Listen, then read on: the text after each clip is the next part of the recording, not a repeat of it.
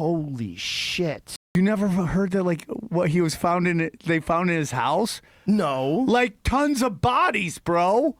What? Ben Franklin, they found tons of bodies in his... Ben Franklin was a serial killer? No, he was, like, doing some weird shit, dude. Bodies. Like stuff. experimenting with bodies? Yeah. Is this real? Everything I say... Was Ben Franklin's basement filled with skeletons? Repairs on Franklin's old London house turned up 1,200 pieces of bone from at least 15 people. Holy shit. For nearly 2 decades. By the way, this is from the Smithsonian.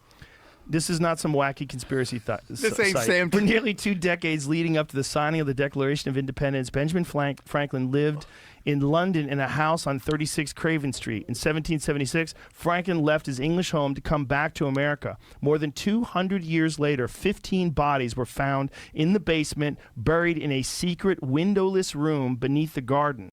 Holy shit.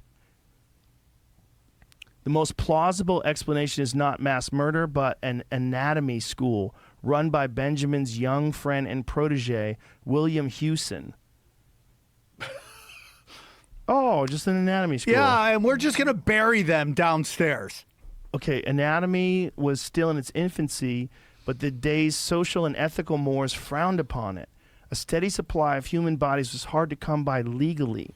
So Hewson, Hunter, and Field's other pioneers had to turn to grave robbing, either paying professional resurrection men to procure cadavers or digging them up themselves to get their hands on specimens.